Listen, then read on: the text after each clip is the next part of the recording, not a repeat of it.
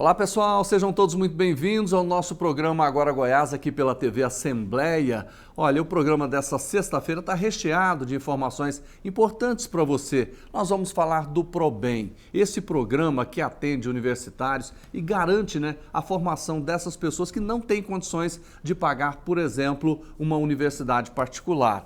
Hoje a gente vai falar de um problema de saúde grave que vem crescendo muito, que é a questão da sífilis. Nós vamos conversar com a médica especialista nesse assunto, que vai falar dos sintomas e vai dar dicas de como você deve tratar essa doença que atinge muita gente. Nós vamos falar também sobre o futebol. Agora o Goiás é líder do Campeonato Goiano porque o Goianésia empatou em casa e se vencesse o jogo seria o novo líder. Mas a gente tem problemas também pela cidade. Com a volta às aulas, o transporte coletivo está mais cheio, mais pessoas, mais estudantes usando o transporte coletivo, isso causa problemas. Daqui a pouco a gente volta com todas essas informações e desde já eu agradeço a sua companhia aqui no nosso programa.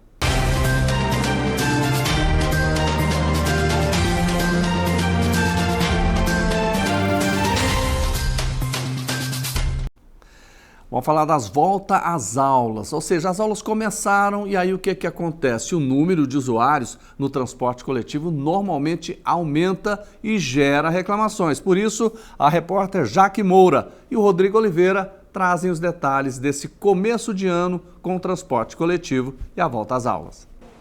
Essa semana, o número de passageiros que precisam do transporte público na capital aumentou. Isso porque as aulas da rede pública de ensino foram retomadas. A Simária precisa pegar 5 ônibus todos os dias e conta que a rotina ficou mais corrida. Piorou. Ficou pior. Ué, porque rendeu mais gente, né? Esse negócio de voltar às aulas, aí que os ônibus entram. Fica lotado. Linhas como a 020, 118 e 400 geralmente estão lotadas. Os passageiros têm dificuldades para entrar nos ônibus, porque na maioria das vezes eles já chegam cheios no terminal. E muita gente precisa ir em pé. E de segunda a sexta, nos horários de pico, o cenário é praticamente o mesmo em todos os terminais da região metropolitana de Goiânia. A aglomeração nos pontos de embarque e ônibus que já chegam lotados. O usuário precisa ter paciência, principalmente agora que a rotina voltou ao normal. Os horários de pico são entre 6 e 8 da manhã e no fim do dia. Quem precisa do transporte público neste horário tem que ter paciência ou criar alguns hábitos. Tem que acordar um pouquinho mais cedo e pegar os primeiros ônibus. Tá? Aí dá pra gente andar bem mais tranquilos. Eu tento ir o mais cedo possível, porque quanto mais cedo, menos lotado, né? Também tem a questão de roubo, de furto, essas coisas. Sempre tentar ficar muito vigiando a mochila, né?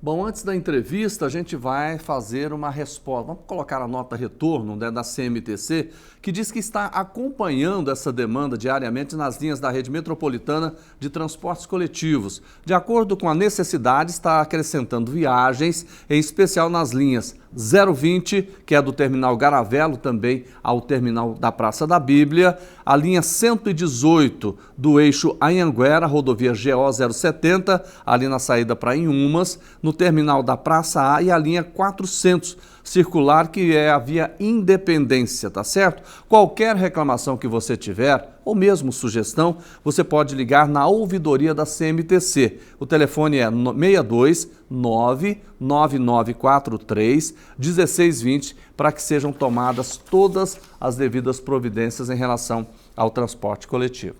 Gente, dados divulgados pelo Ministério da Saúde no final do ano passado mostram que, de 2021 para 2022, a taxa de casos de sífilis, essa doença séria, cresceu 23%. Para falar sobre isso, nós convidamos a infectologista Juliana Barreto, que está aqui com a gente ao vivo. Doutora Juliana, está tudo bem? Está tudo bem, Jordeval, um prazer estar aqui com vocês. Prazer é nosso em receber aqui no Agora Goiás. Por que esse número aqui, 23%, é um crescimento preocupante, né? Esse número, na verdade, se a gente fosse pegar os últimos 10 anos, com certeza esse número seria ainda maior, viu, Jordevar? Nos últimos 10 anos houve um aumento exponencial, preocupante mesmo dos casos de sífilis. É importante ressaltar, assim, por que esse aumento? Isso. A gente vê um descaso da população em relação à sífilis, porque há preocupação só em proteger contra o HIV e a preservação contra a sífilis é o uso do preservativo, da camisinha, e essa foi totalmente abandonada pela população. Então, com esse descaso, o aumento do caso de sífilis, porque a população, eu acredito que pense, tem cura, tem tratamento, então eu não preciso me preocupar tanto. E hoje tem o uso da PrEP, né, a profilaxia, né, pré-exposição, que foi liberada para todos os públicos em relação ao HIV, que começou então desde o ano passado. Então as pessoas usam também a PrEP e esquecem que tem outras doenças sexualmente transmissíveis, outras infecções sexualmente transmissíveis, que entre essas está a sífilis. Agora, doutora, primeiro, antes de falar das consequências, que a gente sabe que são sérias, vamos falar dos sintomas. A pessoa percebe de cara que ela está com sífilis ou não? Não, só se for um caso de sífilis primária que manifeste doença rapidamente, o que quase não é comum, que seria mais manifestação cutânea, manifestação de pele. Então, às vezes pode pintar as mãos, principalmente, ou as pernas, e a pessoa tem a impressão que está com um quadro alérgico. Então, a pessoa às vezes pensa que está com alergia, que vai e volta, e ela muitas vezes só toma um antialérgico e não vai pesquisar a sífilis. Que tipo de mancha é essa, doutora? São máculas, às vezes até pápulas, que seriam manchas avermelhadas, como se fosse a pessoa tem a impressão uma realmente alergia, de estar com uma né? alergia. Para a população leiga entender, seria a espécie de uma alergia, principalmente nas palmas das mãos. E aí isso chama atenção. Será que isso não é sífilis? Se a gente, como especialista, vê, é o primeiro exame que eu vou pedir, né? Além de, então, investigar outras coisas. Mas muitas vezes passa batido, isso melhora e não faz mais nada. Agora, se não melhorar, muitas vezes a sífilis não vai ter manifestação clínica nenhuma. Doutora, o brasileiro tem aquela mania de se automedicar, né? Às vezes ele pensa que é uma alergia, compra um antialérgico, passa uma pomada. Isso às vezes pode fazer com que aquele sintoma suma, que aquela mancha suma? Na manifestação de sífilis primária em si, pode sumir e reaparecer. E às vezes esse paciente vai demorar esse diagnóstico, nesse sentido de some e reaparece, ele pensa, será que eu estou sempre com um quadro alérgico reincidente? Mas ela vai recidivar. No caso de sífilis primária, o problema maior é o que a maioria dos casos de sífilis acontece, não vai ter manifestação clínica nenhuma. E aí vai ser descoberta, às vezes, num momento muito tardio, eu falo muito tardio porque são anos depois, através de um exame, porque teve algum estado que levou a uma imunodepressão do organismo, e aí manifesta a doença, e às vezes manifestando até com quadro neurológico. Doutora Juliana, não tem manifestação, por exemplo, nos órgãos genitais? Pode ter sim, inclusive as úlceras genitais que a gente vê tanto em homens quanto mulheres, né, por exemplo, em homens na região peniana, pode ter úlceras genitais e um dos diagnósticos diferenciais é de sífilis. Pode ter manifestação genital sim, então se tiver doença na região da genitália, tem que procurar o especialista para avaliar, porque uma das doenças é sífilis. A senhora falou que às vezes a pessoa nem nota, né? Pode durar até anos a se manifestar. Se passar da hora, quais são as consequências? A maioria dos casos de sífilis, de diagnóstico de sífilis, são tardios, né? Que muitos não têm manifestação. As principais, como eu disse, são cutâneas, incluindo as cutâneas nas regiões genitais. As manifestações, muitas vezes, quando tardias, são neurológicas, né? Então a pessoa pode levar a deficiências, tanto de fala quanto deficiência de andar, essas deficiências cognitivas também. Então, são casos mais arrastados. Ela pode perder parte do raciocínio lógico? Pode sim. São casos mais arrastados, são casos mais tardios, que geralmente vêm associada com doenças imunodepressoras, como o caso do HIV levando a um quadro de AIDS ou outras doenças imunodepressoras. Ela pode perder movimentos do corpo? Pode perder movimento e pode mudar a marcha, né? Que a gente chama a marcha, que é a forma de andar, pode mudar também. Isso é muito grave, né, doutora? Muito grave. Agora, se a pessoa, por exemplo, chegar num estágio desse, né, com esse comprometimento que a senhora acabou de dizer, tem como reverter com medicamento? O tratamento, lembrando que a sífilis é o treponema pálido, é uma bactéria, então o tratamento é com antibiótico. Se chegar num quadro neurológico muito avançado, muitas vezes vai ficar com sequelas, nem todas as sequelas são reversíveis. O tratamento vai curar, mas às vezes não consegue tratar as sequelas. E qual é o tratamento, qual é o medicamento? O medicamento é a penicilina benzatina, esse é o tratamento preconizado, com exceção dos casos alérgicos, essa é a primeira linha de escolha, no caso de sífilis. E se for neurosífilis, né, que é a penicilina cristalina, no caso de então acometimento neurológico. Por isso a necessidade de ser avaliado pelo especialista para ver a definição de se sífilis ou neurosífilis e também para acompanhar esse desfecho, se houve cura, se não houve, se precisa de retratamento. Lembrando que a sífilis não garante imunidade para sempre, então se uma vez que tem sífilis, tratou, curou, pode pegar de novo. Lembrando, muito importante isso, então a sífilis pode ser pega muitas vezes na vida e a forma de contaminação é pela forma sexual, então é importantíssimo que o paciente use o preservativo para não pegar de novo. Doutora Juliana Barreto, esse tratamento, ele é um tratamento demorado? Não, não é um tratamento demorado, a gente avalia se vai conseguir ou não definir o tempo que o paciente pegou, certo? Se o paciente está com a sífilis primária ou terciária, e para usar a penicilina benzatina em uma dose ou em 3 doses, no caso de 3 semanas, que é o tratamento máximo. E qual é o risco do parceiro, da companheira ou do companheiro? A gente tem que avaliar, sim, o parceiro e tem que tratar. E, por exemplo, se a mulher tiver sífilis e tiver grávida, o filho pode ter consequências também? Esse é um dos maiores problemas, né? No caso da sífilis neonatal, pode sim passar para a criança, por isso a importância do pré-natal, pode passar para a criança e pode deixar sequelas nas crianças, inclusive como surdez congênita, catarata congênita, muitas sequelas, e isso pode ser evitável com o tratamento. Tá. A mulher está grávida, descobriu depois da gravidez que contraiu sífilis, o que ela deve fazer? Procurar imediatamente o atendimento do pré-natal ginecologista para que sejam tomadas as precauções e iniciar o tratamento ali durante o período gestacional. Mas o melhor remédio é o preservativo?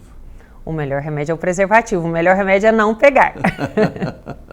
Tá certo, olha, nós conversamos aqui com a infectologista, a doutora Juliana Barreto, que conhece muito desse assunto, trabalhando aqui, informando para você que a taxa de casos de sífilis tem aumentado muito nos últimos tempos, né? De 2021 para 2022, um índice de 23%, mas a doutora foi clara. Se a gente olhar aí nos últimos 10 anos, esse número pode ser muito maior e é preocupante. Então, você percebeu aqui quais são os sintomas, não deixe passar, use preservativo, cuide-se. Doutora Juliana, mais uma vez, um prazer receber a senhora. Obrigada, Jordeval, um prazer estar aqui. Volte mais vezes.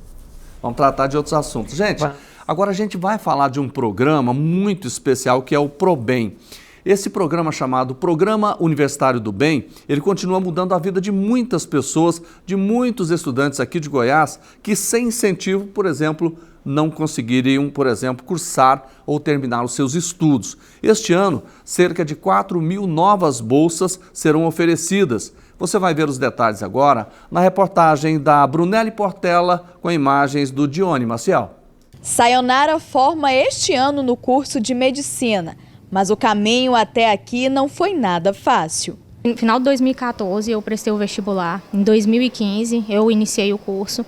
A minha família tinha um pequeno comércio no interior. Entrei no intuito de tentar um FIES e consegui, porém esse FIES não veio. E com isso a gente acabou se endividando muito, até que chegou um ponto que não teve mais como dar continuidade ao curso. Então começaram os sucessivos trancamentos do curso, ou então eu fazia um período pegando uma matéria para conseguir levar ali, né? Emocionada, a estudante conta que graças à bolsa integral do ProBem, ela está conseguindo finalizar o curso e realizar o sonho de ser médica. Eu estava no último período ali que eu poderia trancar, porque tem um limite, né, de que você pode trancar o curso. Eu resolvi fazer a minha inscrição para a UVG de novo. E graças a Deus, deu certo. Eu lembro do dia que eu fui olhar o resultado e foi um dos dias mais felizes e emocionantes da minha vida. Quando eu vi que eu tinha conseguido essa bolsa, eu disse assim, agora vai, agora eu consigo terminar esse curso, né? Outra beneficiada pelo ProBem é a Ingrid, que está cursando o 4º período de odontologia. A história dela é bem parecida com a de outros estudantes. Se não fosse o programa, ela não iria conseguir arcar com as despesas do curso. Quando eu vi que eu estava aprovada, aí, nossa, foi uma alegria que eu não sei nem te explicar, sabe? Porque, para mim, era um sonho fora da minha realidade. Então, não é nem só sobre odontologia, era estudar. Desde 2019, o ProBem já beneficiou mais de 40 mil estudantes. Atualmente, cerca de 17 mil bolsas estão ativas. Por mês, o governo estadual investe 12 milhões de reais no programa com as bolsas integrais e parciais. Nós temos no nosso quadro de beneficiários mais de 230 municípios sendo atendidos, né, com estudantes carentes que dependem desse benefício. Então, assim, é muito importante porque o que a gente observa? O nosso beneficiário, às vezes, é o primeiro do seu grupo familiar a cursar uma universidade. Isso faz com que outros membros da família tenham interesse também de fazer e ele também muda todo o contexto dessa família, né, após a sua formatura e conseguir um emprego na sua área. Muitos estudantes dependem do ProBem para conseguir manter os estudos, como é o caso do Ariel. O jovem está cursando medicina. Mesmo com a ajuda dos familiares, ele não consegue pagar o valor alto da mensalidade e depende da aprovação no ProBem para continuar no curso. Eu venho fazendo o 4º período de medicina e a matrícula aumentou muito o valor, então acaba que fica difícil de pagar. Várias pessoas da minha família se juntam para ajudar, mas infelizmente, como o valor aumentou muito, está incompatível com a nossa renda. Eu venho fazendo Uber para ajudar na matrícula, mas está difícil de juntar o dinheiro. Então a expectativa é que dê certo, sai o resultado no dia 25. A expectativa é que eu consiga essa bolsa para poder continuar no curso de medicina, senão realmente vai ficar impossível continuar. A OVG, por meio do ProBem, ofereceu 4 mil vagas no último processo seletivo. Mais de 16 mil alunos se inscreveram. O resultado estará disponível para os estudantes no dia 25 de janeiro. Os candidatos eles podem acessar o site da OVG, que é o ovg.org.br, consultar o seu resultado. E no dia 6 de fevereiro, após esse prazo de interposição de recurso, que começa já na sexta-feira, vai até o dia 1º de fevereiro, né? O resultado final do processo é dia 6 de fevereiro, essa lista é publicada no site da OVG. E nós tivemos assim, um recorde de inscrições, né? Foram mais de 16 mil inscrições para esse processo seletivo. A Aldenora se formou no curso de Direito. Ela é exemplo do que o ProBem pode fazer na vida dos estudantes. Eu sempre estudei em escolas públicas e tinha esse desejo de me tornar advogada. E o ProBem me abriu essas portas. O governador Ronaldo Caiado destacou a importância do ProBem na vida desses alunos. O curso de Medicina e Odontologia recebe a bolsa integral de R$ 5.800 e os outros cursos em torno de mais ou menos R$ 1.500 a bolsa integral. A meia bolsa, exatamente a metade desses valores. Então isso mostra a responsabilidade com que nós temos e a garantia que as faculdades têm, que recebem em dia, nunca teve um atraso de um dia no pagamento e que os jovens que estão lá têm a garantia de terem a formatura garantida, porque nós quitamos mensalmente aquilo que é o repasse feito pelo governo. Olha, gente, eu quero dizer para vocês o seguinte: todo incentivo à educação ele é sempre muito bem-vindo. E nós sabemos que muitos estudantes chegam, terminam aí o ensino médio e quando vão entrar na universidade, quando não conseguem vaga numa universidade pública, ele tem que ir para a universidade particular e o preço é alto. E a gente sabe que muitas dessas pessoas não teriam condições nunca de terminar um curso superior se não tiver um tipo de ajuda. Eu sou um dos exemplos. Eu tive a oportunidade de fazer na PUC Direito através do crédito educativo, que sou mais antigo.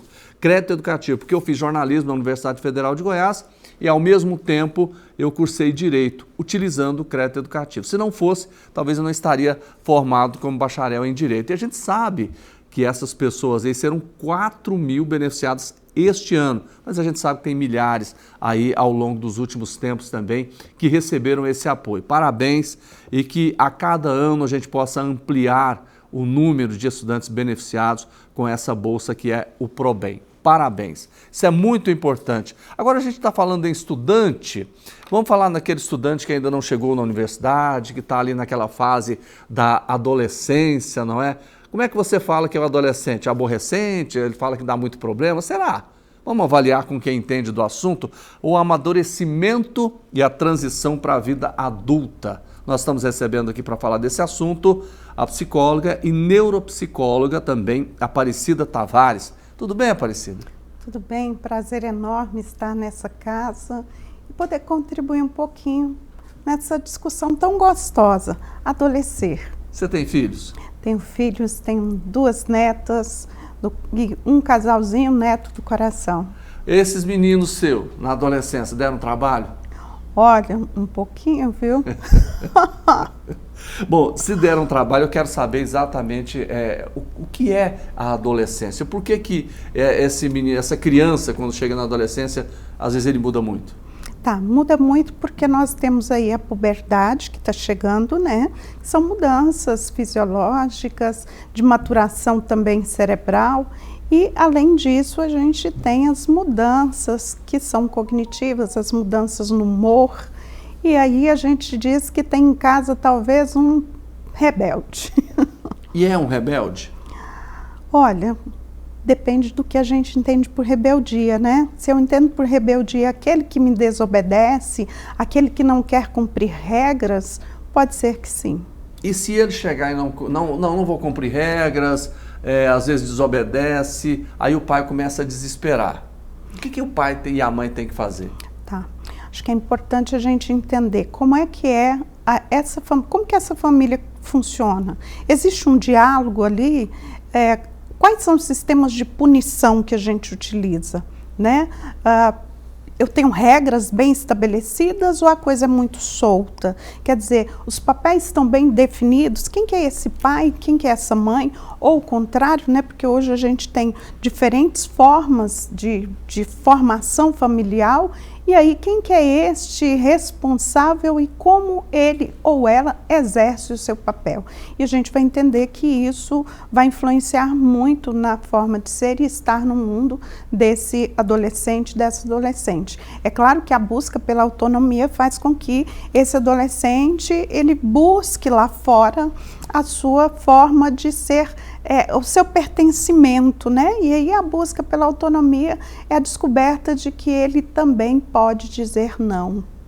Você falou em regras. Eu queria até que você definisse para a gente, é claro que depende de família também, o que é deixar uma criança muito solta e o que é colocar regras muito rígidas. Qual é o melhor caminho? Tá, assertividade sempre, né? Porque se eu penso na permissividade, a gente vai ver aí Samtiba, que é um grande mestre aí, que tem até bons livros para orientação aos pais, né? Então, veja bem, se eu não tenho um limiar, eu vou punir demais, vou trazer esse adolescente para regras muito rígidas, com certeza ele vai agir com você mentindo, ele vai ter uma relação contigo, pai, que é uma relação de coisas muito escondidas, muito obscuras. Na sua frente é uma pessoa e por trás é outra. E por quê?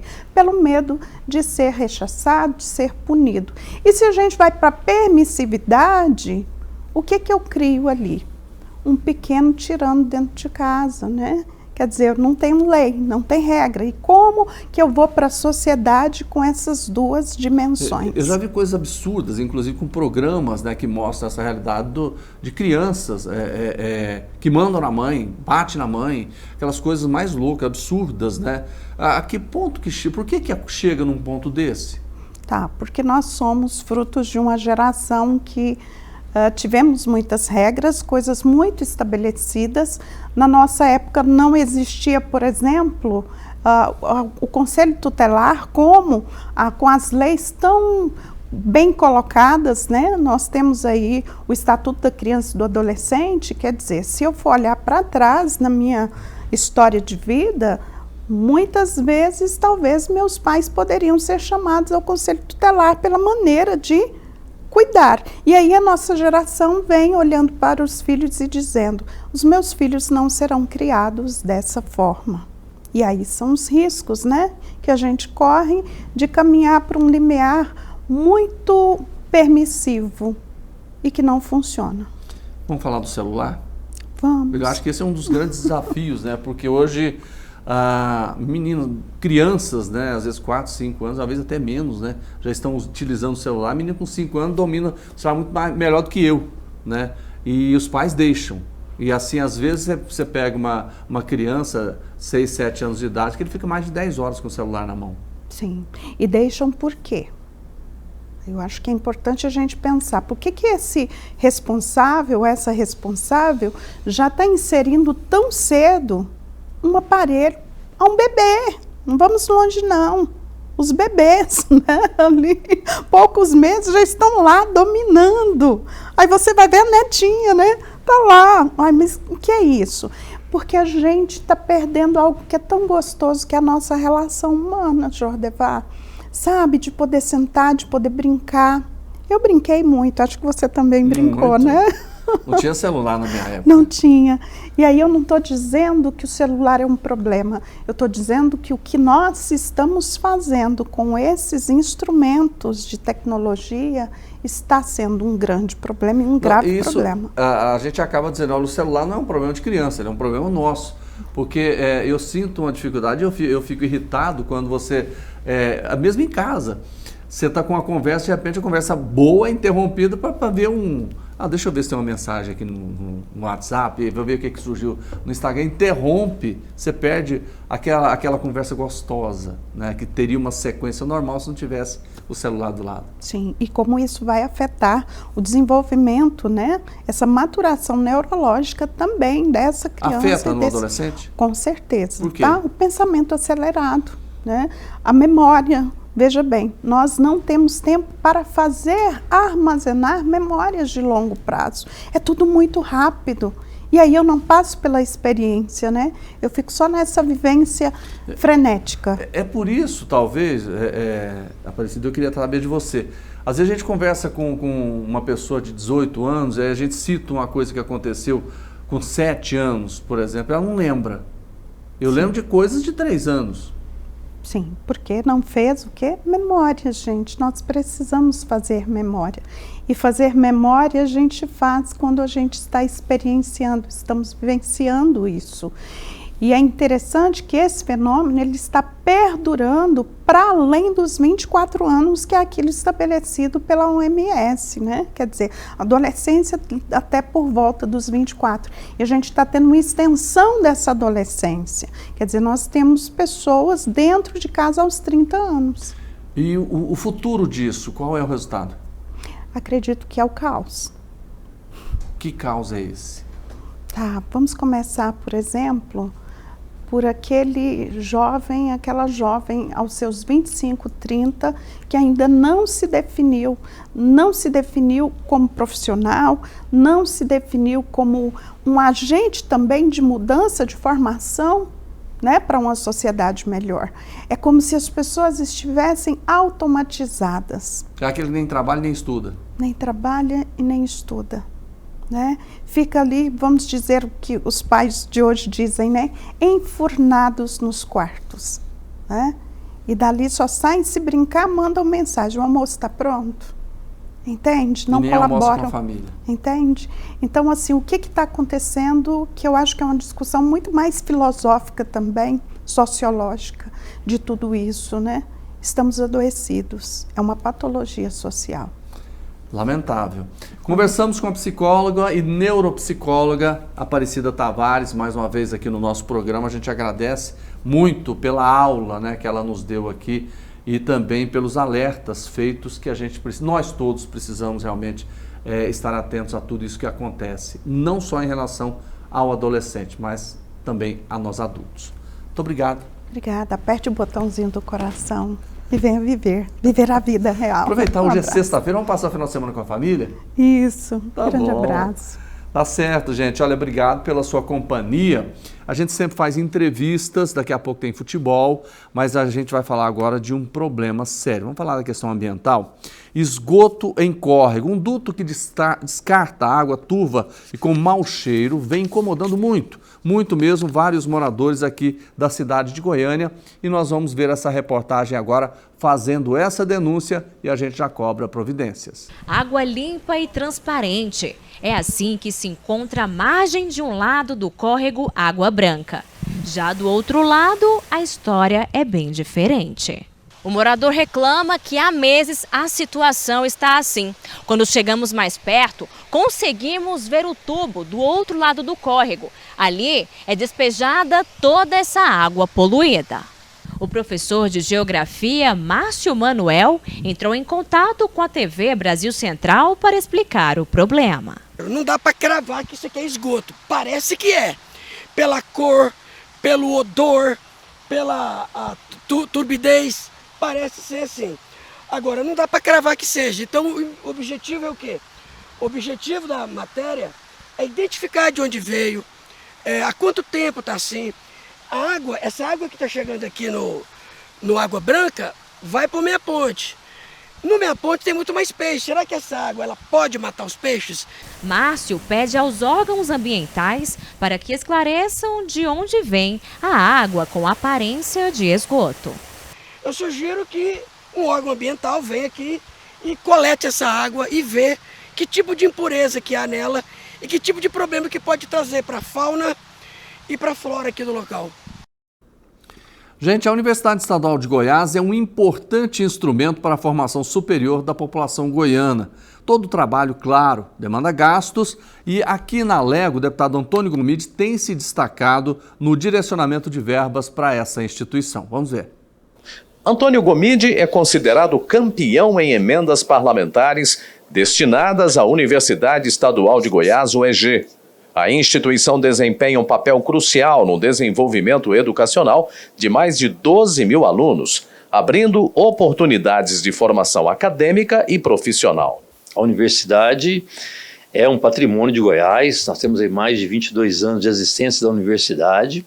A importância de podermos garantir o ensino superior com qualidade, gratuito, em mais de 39 unidades, em mais de 39 cidades no estado de Goiás, onde temos a Universidade Estadual de Goiás. O parlamentar ainda ressalta a importância da UEG nos municípios goianos.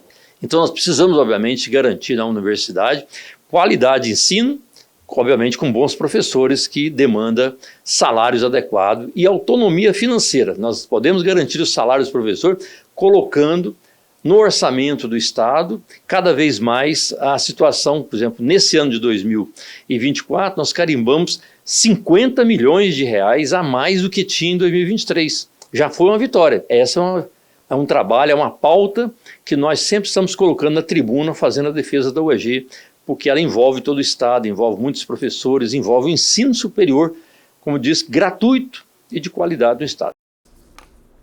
Que bom, não é isso? O EG, Universidade Estadual de Goiás, merece todo o nosso respeito. Gente, o Centro de Valorização da Vida, o CVV, é uma instituição muito importante na prevenção do suicídio. E foi aprovada uma lei do deputado estadual Caio Salim, que vai contribuir para a instituição. Nós vamos acompanhar agora o quadro É Lei, com a repórter Tiara Castilho. Olá, você sabia que agora é lei uma proposta do deputado Caio Salim, do PSD, que tem como objetivo a prevenção ao suicídio. A proposta do parlamentar garante a acessibilidade do Centro de Valorização da Vida, CVV. O serviço realiza apoio emocional e prevenção ao suicídio, atendendo de forma voluntária e gratuitamente pessoas que queiram e precisam conversar sob total sigilo, seja por telefone, e-mail e chat 24 horas por dia. E como vai funcionar? Pelo texto da lei, a partir de agora, os estabelecimentos comerciais de Goiás deverão divulgar em local de fácil visualização e acesso uma placa informativa do telefone do CVV, que é 188. Cairo Salim afirmou que a prevenção ao suicídio é de responsabilidade de toda a sociedade. A lei foi sancionada pelo governador de Goiás, Ronaldo Caiado, e já está em vigor. Esse foi mais um É Lei. Até mais. É lei, tá certo. Vamos falar de futebol agora? Hugo Duarte já está aqui, prontinho, ajeitadinho. Hugo, tudo bem? Boa tarde. Bom dia, boa tarde, boa noite. Exatamente. Isso vai chegar. Queria ver se você estava atento. Estou atento. Um abraço. Quem não está atento foi o Goianésia, que não venceu o Goiatuba ontem, empatou e deixou de estar na liderança do campeonato. Muito futebol esse final de semana. Aliás, falando do Goiânia, nós dois erramos, né? Empataram 1-1. Eu achei que o Goiatuba venceria, mas... Você jogou 1-0 pro Goiatuba, eu joguei 3-1 pro Goianésia. Eu tô achando que você torce pro Goianésia, que você estava torcendo para os Goianésia. Você sabe que eu morei lá perto, né? O Jaraguá é um pulinho. É verdade. Mas assim, aliás, antes da gente falar na próxima rodada, olha só para você ver como é que é o campeonato. Você disse ontem a seguinte frase: se o Goianésia vencer o Goiatuba, ele volta para a liderança. Sim. Ele não venceu, empatou e agora está na 5ª posição. O que é o campeonato? Pois é, fazia diferença jogando em casa, todo mundo achava que venceria, mas o Goiás não tem nada a ver com isso, é o líder do campeonato e temos o clássico esse final de semana. Enfim, muito futebol para toda a torcida aí. Vou passar aqui a classificação para a gente voltar logo na sequência para os jogos do final de semana, do sábado e do domingo, e do clássico também. O Goiás está na primeira posição com 7 pontos, Vila é o segundo com 6. Ah, já está aí, rapaz. Esse povo aqui, quando você pensa no negócio, você já traz prontinho. Já tá pronto. Parabéns, gente. Então vamos lá, Goiás com 7, Vila Nova na segunda posição com 6, na terceira posição Jataense com 6, quarto Aparecidense com 5, 5ª posição Goiânia com 4, 6º Goianésia com 5, 7º Atlético com 4 pontos, Goiatuba na 8ª com 3, Anápolis com 3 e agora Iporá com 2. Agora os dois aí que não ganham nem para o ímpar, né? O Morrinhos e o Crack. O que você acha que está errado nessa tabela, Jodemar? O que está errado? O que tem alguma coisa errada aí? Estranha para você? Estranha, peraí que eu vou olhar aqui, porque eu tô com uma tabela aqui, e a minha tabela coloca... Ah, não, tá certo aqui. Deixa eu ver o que está errado. Não sei. O Atlético em 7º colocado. Ah, sim. Estou falando. Ali estava tudo correto. Goiás, Vila e o Atlético deveria estar em terceiro e logo vai voltar. Como eu disse para você, que os clubes do interior este ano não estão colocando, eu não coloco muita fé para ser campeão. Então, para mim, não vai fugir muito daquilo. Goiás, Vila Nova e só o Atlético ficar ali no bolo. Primeiro, segundo, terceiro, vão brigar os três. Tá. Então vamos fazer o seguinte, a reação do Atlético tem que acontecer, só que domingo, 16 horas, Vila Nova e Atlético no Oba. Clássico, né? Clássico, um jogaço, o Atlético vem de derrota, mas clássico é diferente de tudo. Mesmo o Atlético jogando contra a equipe do Vila Nova, você tem que ter um favorito, e o favorito é o Vila. Isso não quer dizer que o Vila vai vencer. O Atlético pode ganhar do Vila e já ganhou no Oba, mas o Vila hoje, se vencer o Atlético, é um sério candidato ao título. E agora o Atlético, se perder... complica um pouco. Pode botar a barba de molho, hein? Mas a classificação não tem como o Atlético não classificar, porque classificam 8. Né? O Atlético, como o Atlético, Goiás e o Vila estão em forma, em fase de preparação. Então, para mim, é um resultado normal. Se perder para o Vila, não poderia ter perdido para a Aparecidense. Agora, perder para o Vila é um resultado normal. Essa classificação do Campeonato Goiano está parecendo as eliminatórias sul-americanas, né? O Só Brasil não classifica quem não quer. O Brasil está em 8º, né? Então vamos lá, vamos para a tabelinha aqui, vamos lá. Amanhã, 16 horas, Goiânia e Iporá. 2-0 Galo. Tá Goiânia. Certo. Tá certo. Amanhã também, às 4 da tarde, Aparecidense e Goiás. Agora eu vou de Goiás, 1-0 Goiás. Então tá certo, você já passou a régua. Anápolis e Craque jogam domingo, 3h30 da tarde. Anápolis. Morrinhos enfrenta o Goianésia, domingo, 4 da tarde. Se o Morrinhos não vencer, a coisa está complicada. Eu vou de 1-0 para o Morrinhos. Está animado. O Goianésia não ganhou em casa, não tem que ganhar na casa do adversário, tem que perder. Então, e o Morrinhos é o Morrinhos, né? O Morrinhos é o Morrinhos. Morrinhos é o Morrinhos. Tá certo. Agora, Vila Nova e Atlético, domingo, 4 da tarde. Eu vou no 1-1. 1-1? 1-1, empate. Clássico. Vamos lá. O Atlético pode perder. Domingo também, 4 da tarde, Goiatuba e Jataiense. Goiatuba. Você não falou nenhum jogo que tenha 3 gols. Ninguém ganha. Não tem goleada mais nesse campeonato, no seu Goiânia? É porque as equipes estão niveladas no começo do campeonato, né? Para frente pode ser que as coisas melhorem, mas por enquanto eu não vejo time golear, não. Vai ser esse jogo truncado mesmo. Ó, eu acompanho você, acho que o Goiânia vence, né? A Aparecidense eu acho que o Goiás vence também, concordo com você. Anápolis também, na minha opinião, vence. O Morrinhos, porque vai ganhar. Ele tem jogado bem, só vai que ganhar. não tem... Agora o Vila Nova vai ganhar do Atlético. Pode ganhar, como o Atlético também pode ganhar do Vila. Eu vou no empate, porque as duas equipes estão equilibradíssimas, né? E o Goiatuba vai ganhar da Jataiense. Nós só falamos, nós não botamos zebra aqui. Mas não tem zebra esse campeonato. A zebra, por enquanto, é ganhar do Goiás, do Vila e do Atlético. Não tem zebra. Você não acha que esse jogo do Goianese ali, ele poderia ter vencido? Não? O Goiatuba? É. Não, o Goiatuba está muito bem. São times equilibrados, tanto é que... A Aparecidense também não foi contra o Atlético? No começo, não. Mas a Aparecidense é uma equipe que está sempre... ganhar de Goiás, ganhar de Vila do Atlético não é surpresa, não. Não foi zebra para mim, não. Não foi, não? Não. Eu botei Atlético. Eu esperava que o Atlético, depois do empate contra o Goiás, venceria. Mas zebra não teve. Na verdade, não tem esse campeonato ainda. Zebra. Algum time ganhado. Você tem os jogos que serão transmitidos, tanto pela TV quanto pelo aplicativo? Não saiu ainda não, né? A relação para nós dos jogos, não. Ô, Hugo, como é que está o público, hein? Você já fez um levantamento disso aí, para a gente perceber se realmente a torcida está indo para o estádio? O clássico Atlético e Goiás teve 10 mil torcedores lá no Atlético, né? Sim. É obviamente que um campeonato goiano, você não vai ter as equipes do interior jogando aqui em Goiânia, tem um público bom. A torcida do Goiás, do Atlético e do Vila, que obviamente são as maiores, né, do estado, mas aonde tem jogado, eu acho que o público, por exemplo, o Goiânia e Jataiense, foi 560 torcedores, achei muito pouco, né? No Estádio Olímpico. Geralmente o Goiânia não é só a torcida do Goiânia que vai ao jogo. Ali quem mora ali perto, né? No centro, no bairro Popular, antigo bairro Popular, vai assistir o jogo. E para mim foi 560 pessoas. É aquela história de que o Goiânia tinha 3, 4 torcedores, já não é assim mais, né? Agora tem 2, né? Não tem mais 3, 4. O Goiânia precisa ganhar título para voltar a ter aquela torcida grande. Pois é, eu sempre falo do Goiânia, né? O Goiânia é um time que a gente tem muito carinho, sim, mas a principal contratação machucou, não jogou e nem vai jogar. Aí é duro, né? Mas por incrível que pareça, a saída do Luan no jogo contra o Goiás, o Goiânia melhorou. E depois, sem ele, o Goiânia goleou 4-1. Agora empatou com o Morrinhos. O Goiânia só perdeu para o Goiás, que era um resultado normal. O Luan ia ajudar, mas sinceramente, o time do Goiânia, eu estou botando fé nele para se manter na Série A do Campeonato Goiano. Não estou dizendo que o Goiânia vai ser campeão goiano, mas pelo menos o Goiânia se manter já é bom. Já é ótimo para o torcedor do Galo. Agora, eu tenho alguns números aqui para você ver como é que são as coisas, né? Nós vamos falar dos artilheiros. Você sabe que ali entre os 4 goleadores não tem nenhum do Goiás e do Atlético, né?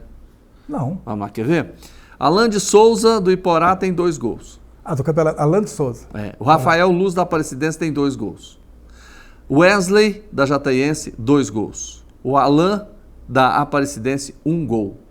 Esses são os 4 primeiros. Agora que vem, né, os outros times, não é? Que é o Alisson do Vila Nova, o Apodi do Vila Nova, o Breno Herculano do Goiás, o Bruno Matias do Vila Nova, Gabriel Baralhas do Atlético, todo mundo com 1 gol. Porque não teve goleada. E as equipes grandes aí, se você vê o resultado, foi 0-0, foi 1-0. Então, por isso que ainda as equipes, né, chamado grandes do futebol goiano, não está com seu artilheiro. Mas depois você pode ter certeza... Você me fez uma pergunta que estava errado na tabela. Sim. Vou te devolver. O que está errado nessa lista de artilheiros aqui? O que está errado? Não ter nenhum dos grandes na artilharia? Exatamente, o Wagner Love não está aqui. Não, mas esse eu não sei se vai ser artilheiro do campeonato goiano. Não, mas você pode ter certeza, Jorge, que vai ser artilheiro aí, do Goiás, do Atlético, do Vila. Porque né? esse ano o campeonato está maravilhoso. Quem se arrisca no Goiás, que seria um cara que vai despontar lá e fazer gol? Nós tivemos o Bruno Herculano, né? Não, o Bruno Herculano entrou, fez o gol contra o Goiânia, mas o Goiás tem contratado jogadores e vai contratar mais, então nós temos que esperar para ver quem são esses jogadores. Hoje eu não tenho o nome do Goiás para falar, é o cara. Tem esse que a torcida não pode nem vê-lo mais jogar, né? Que está com problema todo no Goiás, que entra no campo, a torcida está, pelo fato de ter sido rebaixado ano passado e não tem jogado bem. Quem, gente? O Magno, né? É. Então, o Goiás hoje não tem o cara para falar assim, ó, esse aqui vai ser o artilheiro. O Vila já tem, que é aquele, o Bolt, que é um baita de um jogador. Não vai ser o Apodi o artilheiro, mas tem o Bolt, que foi artilheiro pelo Amazonas no campeonato da Série C, né, do ano passado, Série D, o Amazonas. Então, o Vila Nova, o Atlético tem. Vamos falar do Atlético. Eu vou colocar 3 nomes para você. Se quiser incluir mais, você vai incluir. Vamos lá, Wagner Love, Shailon e Baralhas. O Baralhas é um volante, na verdade, um cara do meio campo. É muito difícil, às vezes, fazer gol. Então você já tira ele. Já tiro ele. O Shailon, para mim, é aquele jogador que não é artilheiro nato. Faz gols, mas não é o cara. Eu vou de Wagner Love. É Wagner Love. Ou você colocaria mais algum aí? Não, assim, para ser artilheiro, geralmente a gente lembra do 9, né? E o 9 hoje é o Wagner Love. Eu acho que mesmo jogando 40 minutos, o Wagner consegue deixar uns gols aí. Então você acredita no Vila Nova, no Bolt? No Bolt, acredito que é o artilheiro. Foi artilheiro do Campeonato Brasileiro da Série D. Veio para o Vila, o time do Vila, a hora que engrenar, eu tenho certeza que esse Bolt aí vai fazer muito gols. Tá bom. E tem o Fernandão também, sabe? Mas eu vou de Bolt. Fernandão do Vila é artilheiro também. Sim. O atacante. Grande. Aliás, é a melhor contratação do Vila Nova, né? Sim. O Fernandão, tem o Fernando, né? Ah, sim. Então eu fiz confusão. Não, é porque Fernando é meio de campo ali. Fernando é volante, o jogador que teve lá fora e tudo. Agora tem o Fernandão, ele teve no Goiás, Tombense o ano passado, e é um artilheiro nato. Mas eu vou com esse Bolt aí, porque esse cara é goleador mesmo. Tem nome de campeão, né? Não era corredor, não, é fazedor de gol, né? Tá bom. O Bolt é o corredor. Quero combinar com você um negócio. Agora. Segunda-feira aqui? Para dar os resultados aí, vamos ver que o futebol goiano cada dia mais melhore. Com certeza. Bom trabalho para você nesse final de semana. Te agradeço mais uma vez pela gentileza de estar aqui com a gente no Agora Goiás. Só fazendo um convite para você, daqui a pouquinho, 11 horas, marque aí, olha, Alego Esportes. Aí você vai ver o que é show de bola mesmo, com os comentários. E ali é o seguinte... Tem, um concorda, outro não concorda. Falta você lá, você sabe, né? Tá faltando você. Eu vou chegar lá e botar fogo no negócio. Tá certo. Um abraço, obrigado, bom final de semana. E você, se beber, não dirige. Beba água, de preferência. Tá certo, conselho de campeão. Gente, obrigado, viu, pela sua companhia com a gente aqui no Agora Goiás. A gente encerra o programa dizendo o seguinte, segunda-feira a gente vai estar de volta aqui com muito mais informações e foi um privilégio ter você com a gente. Bom final de semana, aproveite o tempo com a sua família. Tchau.